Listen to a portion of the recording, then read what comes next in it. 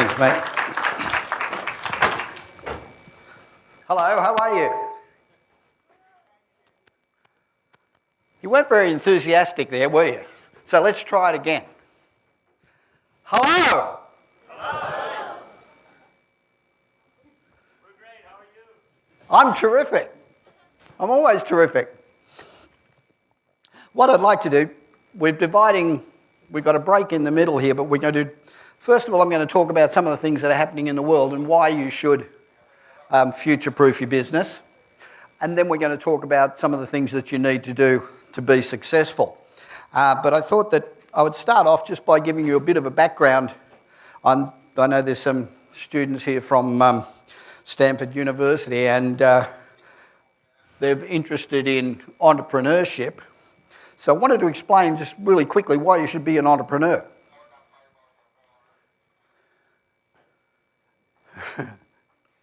And just looking at my life, I was born into a very poor family, and we lived in a really rough neighbourhood, and there was 8 of us lived in one room that wasn't much bigger than that stage, and I decided very young that I wanted to get the hell out of there. And so by the time I was sort of 8 and 9, I was collecting scrap metal and delivering newspapers and delivering bottles of milk and doing all sorts of things that I could do to make $1. And then when I was a little bit older, I decided that I was a singer. So I went round to every dance and every club that had singing, and I begged for them to give me a shot, and of course nobody did. And I did that 2 or 3 nights a week for an awful long time before I did get some performances, and didn't get paid for them, of course, but at least it got me started. And then a fella came up and asked me if I wanted to be on television, and I said yes, and then from there on I was on television 5 nights a week for 5 years, and that really changed my life. While I was on television, I got a degree. I put myself through college. I got a degree in science, so I went to work for ICI as a chemist in their laboratory, and I lasted 5 days, and I quit. Because I didn't like working for the man. I didn't like somebody controlling what I did with my life. I didn't like the fact that I couldn't earn any more money. What I got paid a week is what I was going to get paid a week. So I lasted 5 days and I quit. And I'm glad I did, because becoming an entrepreneur enabled me to, I've got to see if I can get this thing to work. It enabled me to work with 91 Fortune 500 companies.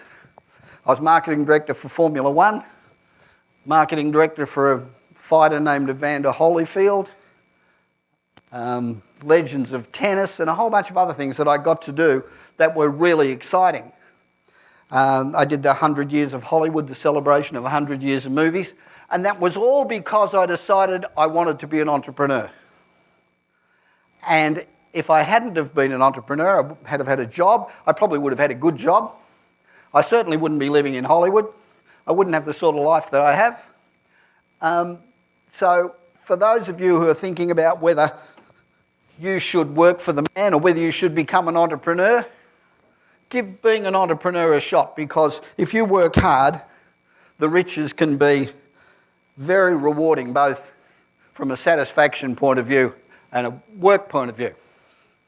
We're in a period of really disruptive change. I think one of the things that I've noticed in speaking to people since I've been here, and even in Australia, is that the world is moving, in the States, the world is moving very quickly. And lots of things are happening that most of the rest of the world don't know much about yet. And so we need to totally change the way we think about doing business, because all the stuff that we've been doing for 100 years doesn't work anymore. That's all gone because the world's changing too quickly. There's a university, a university in Northern California called Singularity University, and it's paid for by Google and Apple and Facebook and all of those companies, who use the university to forecast what's happening in the future so that they make product that works for the future. So, and Singularity University says the world's changing very quickly. As you probably know, every day there's a new something. Well, according to Singularity, we've only gone 1% of the technology revolution. 1%. And in the next 10 years, we're going to go the next 99%. So change in 10 years' time is going to be 2,048 times faster than it is now. Can you imagine? 2,000 times quicker than it is now? And that's the world that we're going to be living in. So we need to be ahead of that. Your customers are changing. 10 years ago, the photo at the top, if you went, that was a photo at an event. Now, you went to the event and it was fantastic. You'd go and tell people, you'd tell your friends, you'd tell your neighbours. So in a couple of weeks, 200 people would know about it. The photo below is exactly the same event, only a couple of years ago, and everybody has got an iPhone or an iPad. So what's being seen there is going out to loads of people instantly. So no longer does it take time. And I'd like to just demonstrate something quickly. So the change in how we communicate has been extraordinary. So if everybody could do me a favour and stand up for a minute. I just need a bit of participation. You stand up. Everybody up, come on. Look lively. Look excited. I want you all, as soon as I say go, to make as much noise as you can, to clap and yell and scream and really look like you're having a really fucking good time, all right? Okay, we got that? All right, let's go. Go!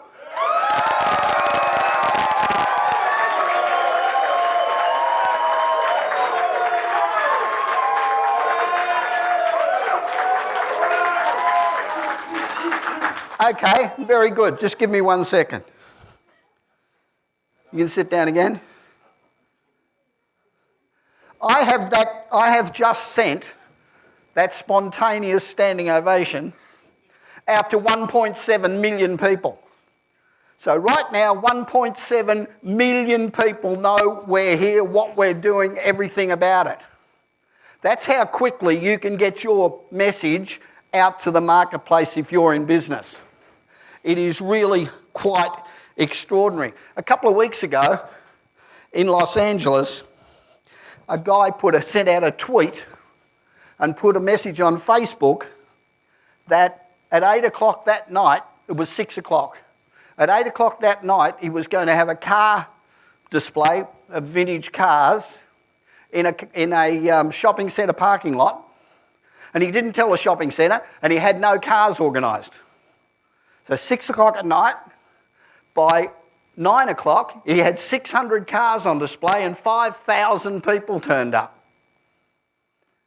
From one tweet and one Facebook post. Why don't businesses do that? How come it's people who run events that do it? Why can't you get thousands of people motivated to come to your business? Why? Because you don't bloody well think about it.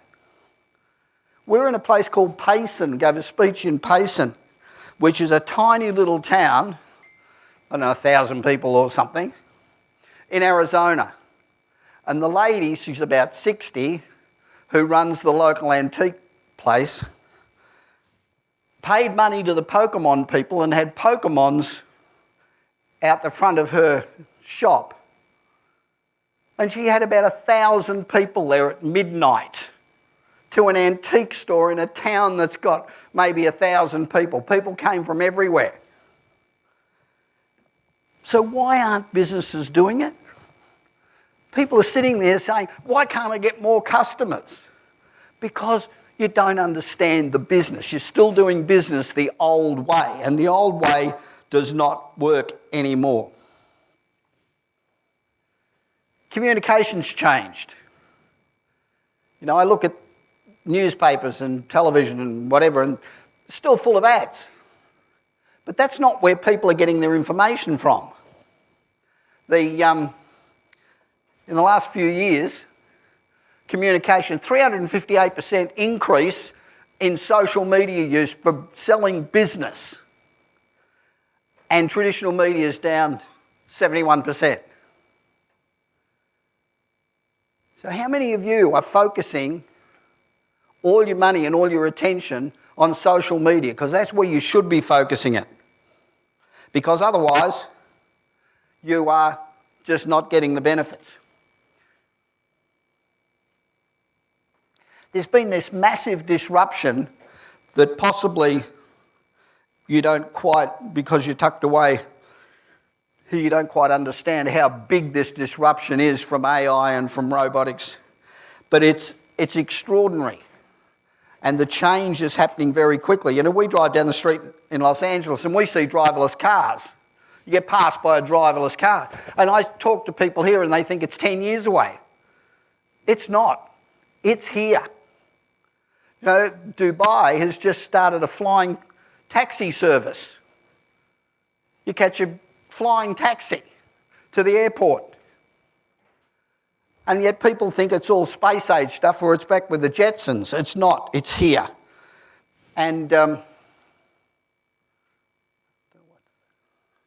disruption's affecting every single industry. It doesn't matter what business you're in. Financial services. How many of you know about blockchain? You know, blockchain's now being used by almost every bank. All the big insurance companies, the New York Stock Exchanges are switching over to blockchain, and everybody can use it. If you're in a business that requires any sort of information storage and rapid retrieval, you should be using blockchain. But most people aren't. 3D printing. How many of you have seen 3D printing? You know, in China, they're 3D printing houses. They can 3D print a whole house with 5 rooms in one day with a 3D printer. No people, no staff, no nothing. 3D printing. The shoes that you're wearing, if they're Nike or whatever, are 3D printed. 3D printing is taking over all sorts of industries. And if you look down the list, I mean, farming. Even things like farming. We went to lucky enough to go to a vertical farm the other day, and an area as big as this stage can produce the same amount of food as 100 acres of farmland. Perfect. No pesticides, no water, no drought, nothing can affect it. And it's churning this stuff out all day, every day. So even farming is becoming obsolete. So the world is changing really quickly, and you've got to change with it. And what's happening as a byproduct of this is creating mass unemployment. And I don't know whether anybody's seen how Tesla makes motor cars, makes motor vehicles. I'll just give you I think I can do this, I'm not sure though. This gives you an idea of how they make motor cars.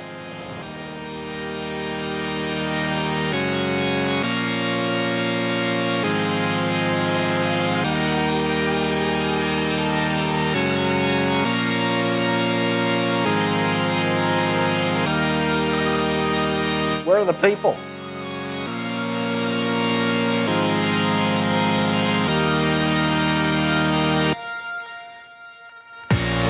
Now, it used to take, you know, the car companies used to employ tens of thousands of people. Tesla now builds a car with an iPad. One guy, one iPad. Build a car. Done. And then a few people just to add touches. But the unemployment is massive. And it's happening right across the board. Amazon.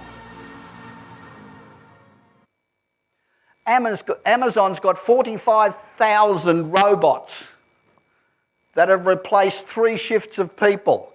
So 45,000 robots that have replaced 130,000 people. Amazon's just opened supermarkets in America. No staff, none, not even anybody putting stuff on the shelves. Just regular supermarkets, big supermarkets with no people. And it's happening right across the board. So the latest study said that up to 90%, this is probably not going to come as any surprise, but 90% of public servants can be replaced by AI and robots. So the reality is that within about 5 years, we're going to have something like 70% unemployment. 70. In America, we've got 95,000 people that have been laid off that are not looking for work because there isn't any. We have huge job losses. 83% of all people earning $20 an hour or less will be out of work. So if you're out there working for somebody, the chances are, and it'll probably take a little bit longer before it gets to Thailand, but you're probably not going to be able to earn a living. So you need to think about what you're going to do. It's really creating a problem. So you have to disrupt yourself. You have to do things differently. Because if you don't disrupt yourself, somebody's going to disrupt you. So you need to future-proof your business. You need to make sure that you're not one of those people that gets disrupted. And it's very easy to just be caught off guard one day. All of a sudden, somebody's doing something better than you are. And if you look at some perfect examples like Kodak. Kodak invented digital photography. They invented digital cameras. But they didn't want to disrupt their business. They didn't want to disrupt their film business.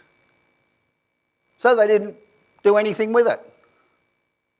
Within about 2 years, they were bankrupt. The biggest film company on the planet, the biggest film company the world's ever seen, went broke in 2 years because they were disrupted. Uber. Uber's just started here, but in Los Angeles, or in America, Uber has killed it. We were at the Hollywood Bowl the other night, and there was 1,000 Uber cars and not one taxi. Not one. Yellow cabs, bankrupt. And it's all happened very quickly.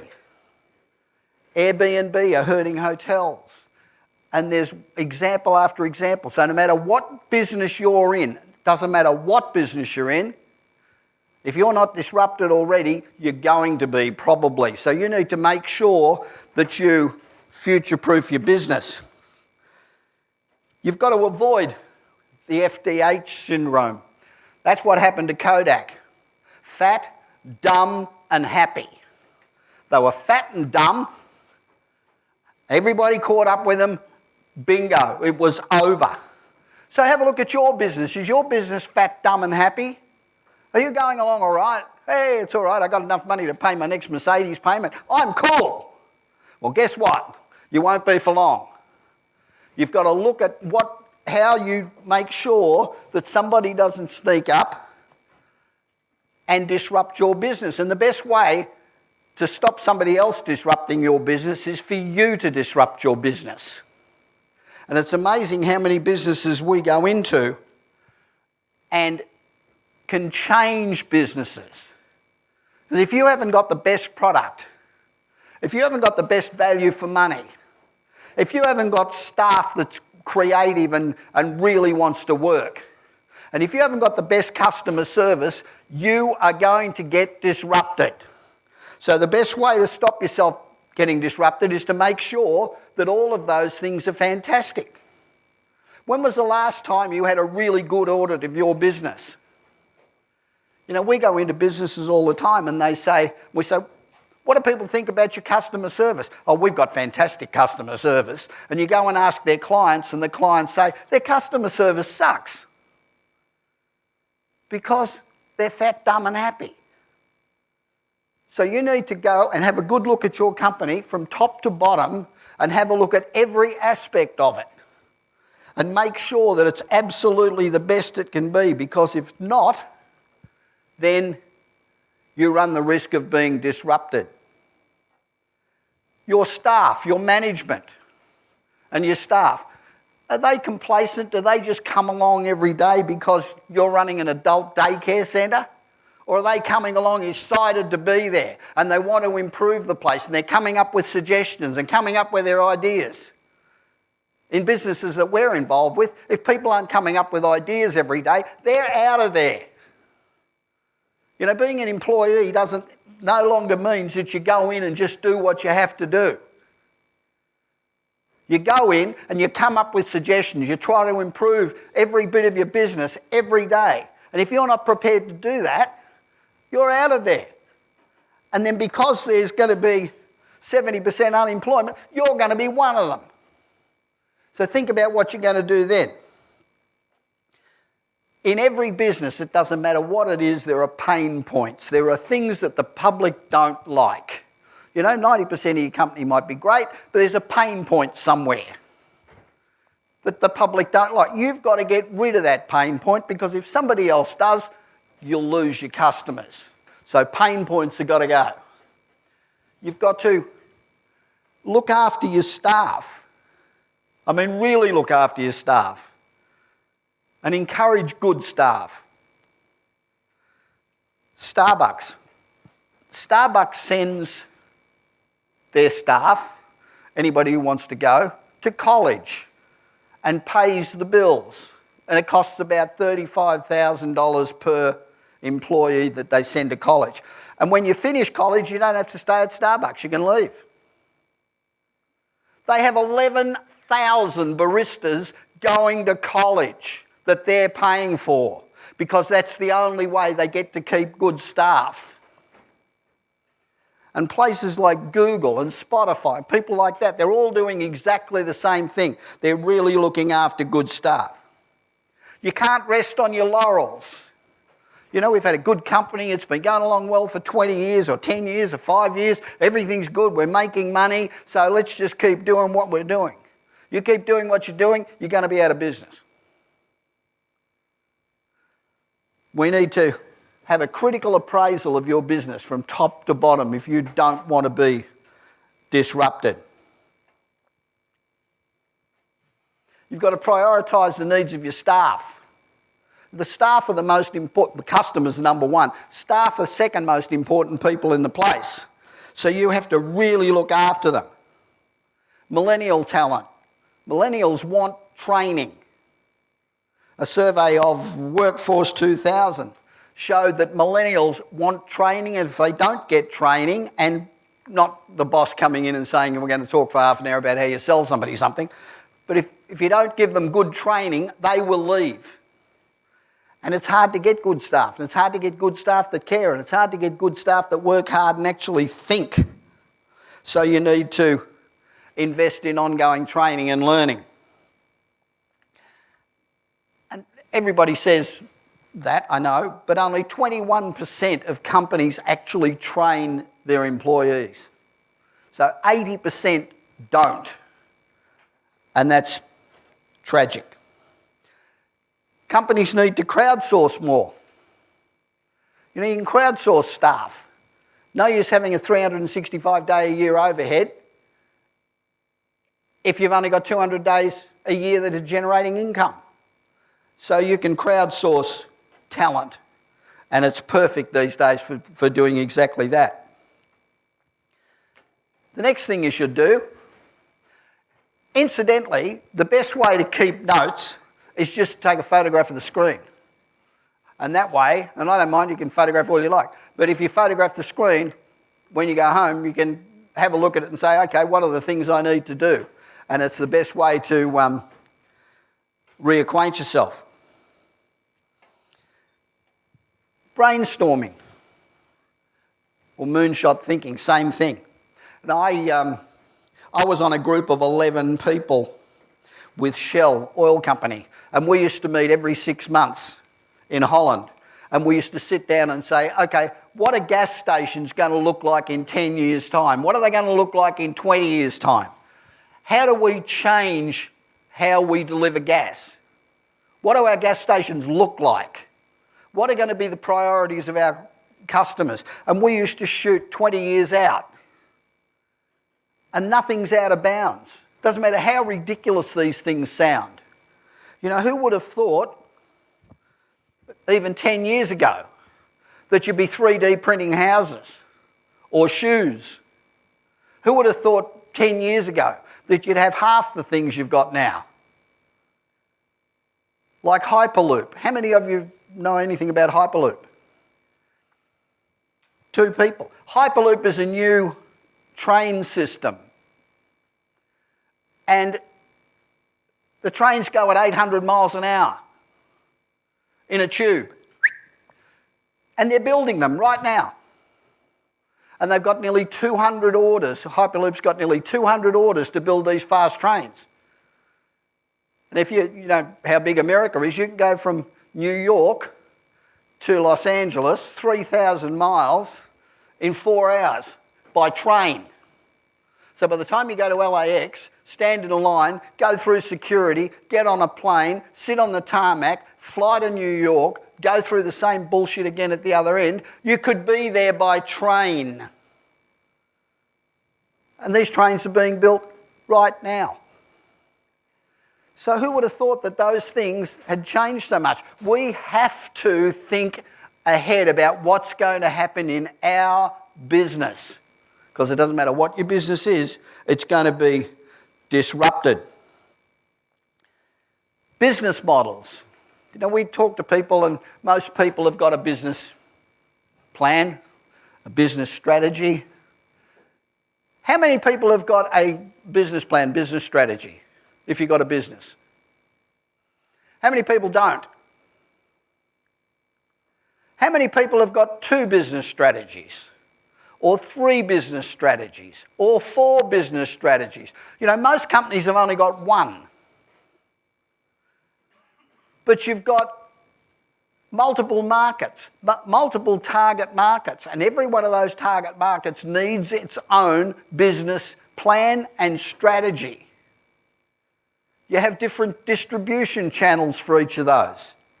So you need to have multiple business plans and strategies, because if you don't, you're going to be in trouble.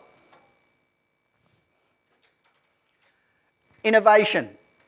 Innovation is no longer, because of the rapid changes and because of the disruption to industry, if you want to future-proof your business, innovation has got to be an absolute priority. So when you advertise for staff, you should advertise for people who are innovative.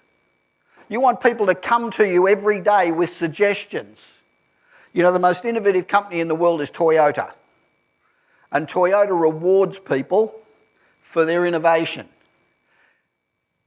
Now, every employee at Toyota comes up with 48 suggestions to improve systems, staff, every year. 48. Every member of staff averages 48. How many do your staff average? Most companies, none. So you need to really be encouraging innovation.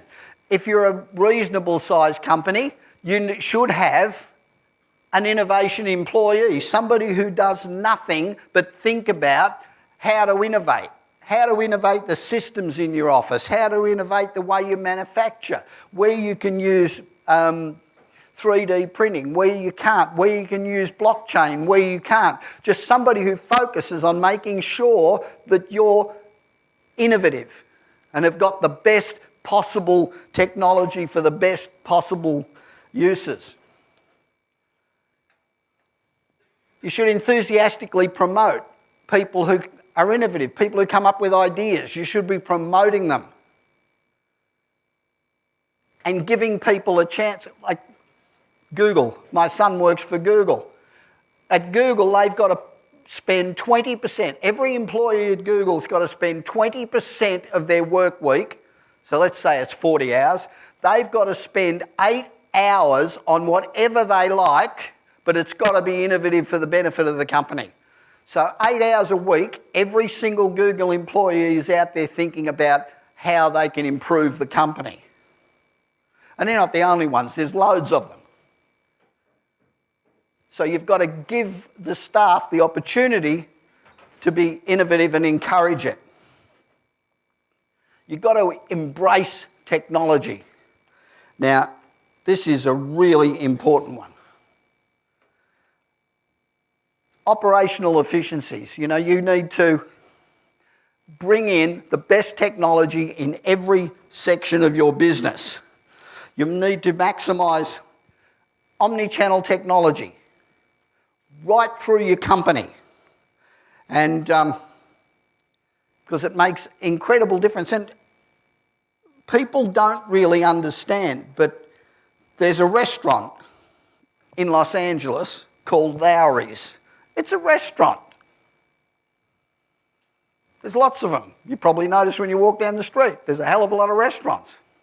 Lowry's, you know, you can pull information from the sky. Big data. You can pull big data from the sky.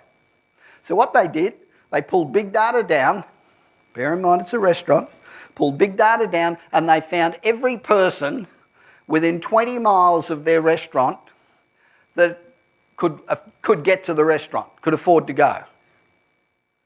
And then they, when they identified where all those people were, and it's really simple to pull it out of the sky, simple and not expensive.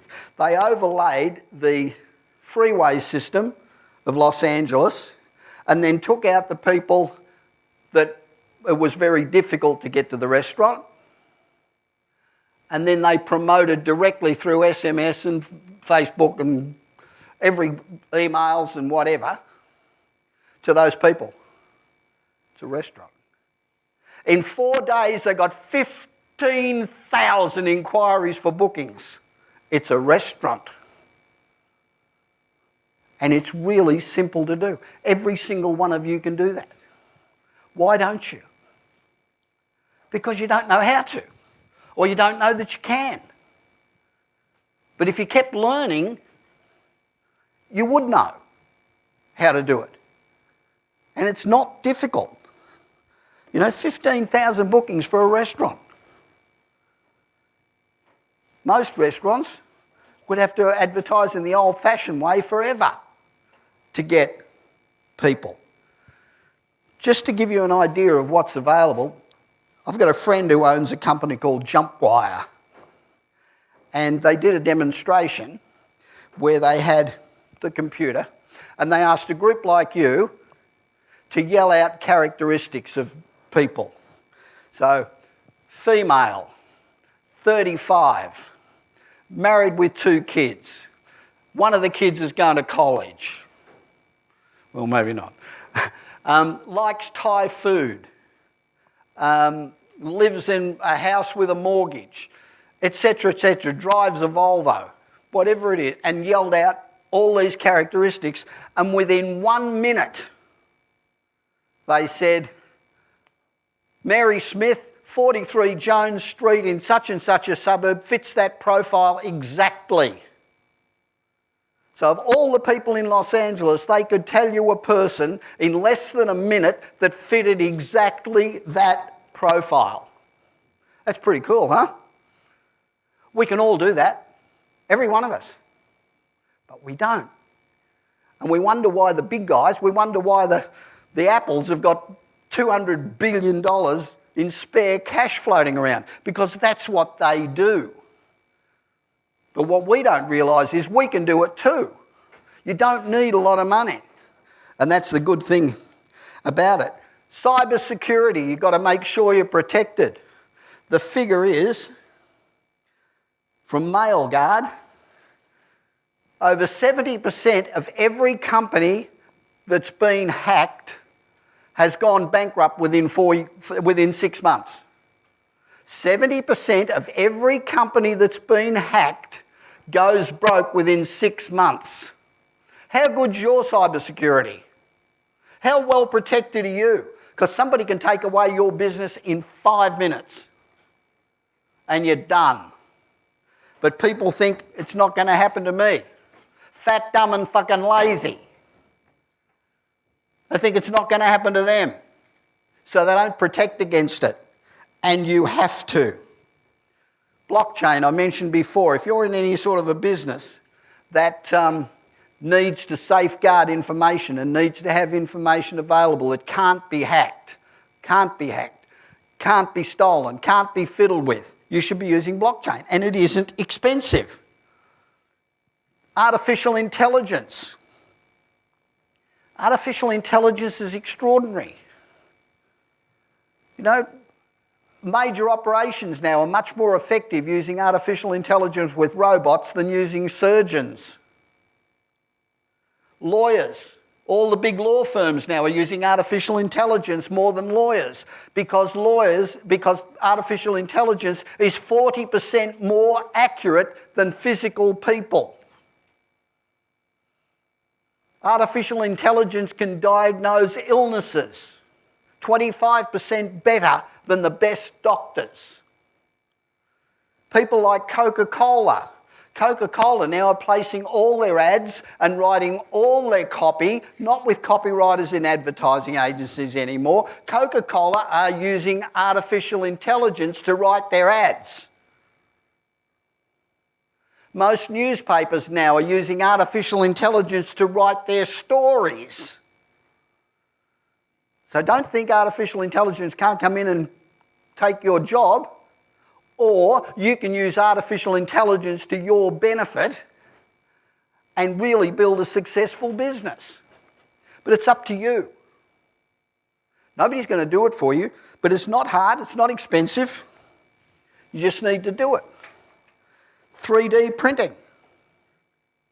3D printing we were talking about before. There isn't anything that isn't being 3D printed now. They're 3D printing hearts for people. I mean, real hearts.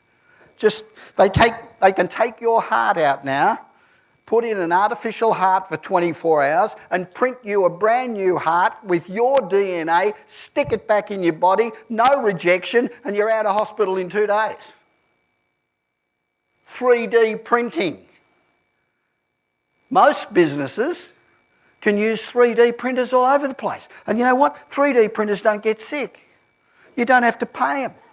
They don't get stuck in traffic. They don't need sick leave. They don't need health insurance. They don't need a whole bunch of stuff. And they're not expensive. In LA, we can go to our local, we've got an office depot that just sells office equipment and stationery and stuff, and I'm sure you've got them here too. They've got 3D printers. You can take stuff into the local office depot and get stuff printed while you're there. And it's as cheap as chips. So how much stuff in your business can you get 3D printed that you didn't have before? And it's stuff you need to think about because, again, if you don't disrupt yourself, somebody else is going to. You need to have great, information on what your competitors are doing. And again, this is really easy. We've got a client who uses a company called ThoughtWeb. Now, ThoughtWeb, again, not expensive. ThoughtWeb, 24 hours a day, scour the world for disruptive ideas. They search, they're like the American government. They search everything. They search every newspaper, every magazine, everything that's going out there, and they collect it all. They collate all this information in real time, and every morning the company gets on its desk every new innovative idea on the planet from the 24 hours before. And they can sit there and say, of all this stuff that we've got, what would work in our business? So a lot of people make the mistake of saying, we're plumbers, so let's look and see what all the plumbers are doing. Forget the plumbers. Think about anybody else who's doing anything at all that's disruptive, anything at all that's different, anything at all that's a great promotion, because it'll work for your business as well. You just have to know where it is and you just have to look for it. But again, I stress to you, this is not about big business. This stuff isn't expensive. But you've just got to know it's out there to get it. One of the other problems with businesses, if you talk to businesses and you say, how accountable is everybody in your business? You know, today you can make every single person in your business accountable. From the person at reception to the people answering the phones to the people assembling widgets, every single aspect of your business can be measured if you've got the right tools. And again, the tools aren't expensive. But you can have a dashboard that shows you where all the weaknesses are in your business. Because if you don't find them, a competitor will find them and put you out of business. So you have to be able to look at what everybody else is doing and make sure that you're ahead of the game. It's no longer acceptable for everybody in your business not to be accountable. It's hard-earned money. You don't want to be paying it out to people that are not accountable or are not producing a good result for you. Replace them. You know, there's an old saying, one of my favourite sayings. The only way to change people is to change people. You know, don't think you're going to get somebody in and you're going to change them. The mistake that women make. I'm going to get this guy and I'm going to change him. I'm going to mould him round to what the hell I want. Well, guess what? Doesn't work. I've had 6 wives. Trust me, doesn't work.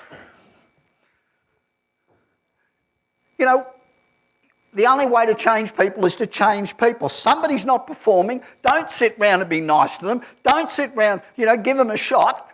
But if they're not performing, get them the hell out of there. They're not doing anything to help you. So, now, what are the traits of a successful leader? And there are very few successful leaders around. You know, the interesting thing about business is that these days, the latest figures that I saw in the States, 95% of all businesses fail. 95% of all businesses fail. And why do they fail? Not because they haven't got a good product, not because there's not a market for them, because of bad management and bad leadership. That's why companies fail. So you need to, if you're a business executive, a business leader, you need to know what your strengths and weaknesses are. Get people in to fill those weaknesses. Don't try and do it yourself if you're not capable of doing it. You often speak to people and they say, I'm great at this, but geez, I suck at that, but I still do it. Well, you're leaving yourself vulnerable. So, when you think about those things, focus. You need to have a laser focus and don't get distracted by every half-good idea that comes along. You need to be confident. You need to show leadership. You need to lead from the front, and to do that, you have to be confident. You need to be transparent. You know, we used to, when I had a much bigger company, but I got sick of paying 365 days a year when we only had business, 10 months a year. But we would be totally honest. We've got a problem. Cash flow's down. We need to do this. What can we do collectively? Everybody pitch in. Give us your ideas. Let's get ourselves out of this. And employees like that. They like to be involved. People want to be involved. So you need to be transparent. No secrets. Integrity. You need to have integrity. It's really important. Passion. If you're not passionate about your business, it's going to fail. You have to wake up every morning and want to do it and feel good about it. Innovation, we talked about this a minute ago. You've got to be innovative. And if you're not being innovative, you're going to fail again. You've got to be open-minded. A lot of business leaders, if it's not their idea, they don't want to do it. Me, I'll take any good idea that comes along. I'll take credit for it, of course, but I'll take every good idea that comes along. You need all the good ideas you can get. So you need to be open-minded to people's ideas. You need to empower your staff. You need to give them their head to go out and do things, take initiatives. And if they fail, praise them. You know, if you let people do things and they fail 10 times, well, they fail 9 times, and on the 10th time they create a $100 million project. Well, every time they've failed, those 9 times they've failed, they've just made you $10 million. A failure's not a failure. A failure's just one step along the way to making the money. So encourage failure. If you don't encourage failure, people won't try. You know, one of the problems with big companies, I was a consultant to Coca-Cola. Started off for 5 years, ended up as a consultant for 15 years. And the problem with Coke is, Coke staff, and they get good staff, but every time a Coke staff puts up an idea, the company says, oh no, we don't do that, this is the way we do it. So they put up another good idea, no, we don't do that. After a while, they only put up ideas that they know the company's going to do, which are the same ideas they've been doing for 20 years. So Coke marketing people aren't the least bit creative, because every time they are, they get squashed down. So you've got to encourage people to do things that are different. We want your most outlandish idea. Just imagine 10 years ago somebody said, I got an idea, we'll make a printer that's big enough to print a house. No people, no anything, we'll just print a house. You would have said, you need to shrink, wouldn't you? You're nuts. But it's here now. 2-story buildings, one day, everything. Walls, plumbing, electricity, everything. No staff, no people. You can build a whole village of houses in a couple of weeks without any people. So, if your business lends itself to any of those things, you need to do it.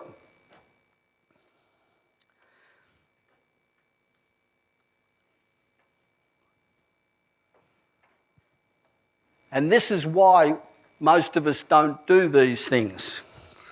According to Harvard Business School, only 11% of business leaders do any study whatsoever after they've left university. They don't learn at all. Now, I did a science degree, which is a great help in my life, but I did a science degree 50 years ago. Is there anybody here that thinks my degree from 50 years ago would do me any good whatsoever today? You know why I'm good at what I do? Because I learn every day. I put out a newsletter. A couple of people here get it, I think. Anybody get my newsletter? Yeah, oh, look at this. I put out a newsletter every day. It's only 400 words. Takes you 5 minutes, 3 minutes, 2 minutes to read it. And it discusses every new technology, every new advance that happens every day. And I hope when you read it, you appreciate just how much work goes into that bloody thing. But, you know, the reason you can stay ahead and the reason you can know the things that you have to do to be successful is because you learn about them. Because whatever you did yesterday isn't good enough for tomorrow. It's not going to get you anywhere. So, that's the end of the first half. The second half, we're going to have a bit of fun. We're going to learn stuff. But we're going to have some fun. I'm going to give away a copy of my last book to some lucky person, but you've got to read it. So we'll have a break now for 15 minutes, and we'll see you back here all bright and shiny and sparkly and ready to learn. Right? Right? Good. See you in 15.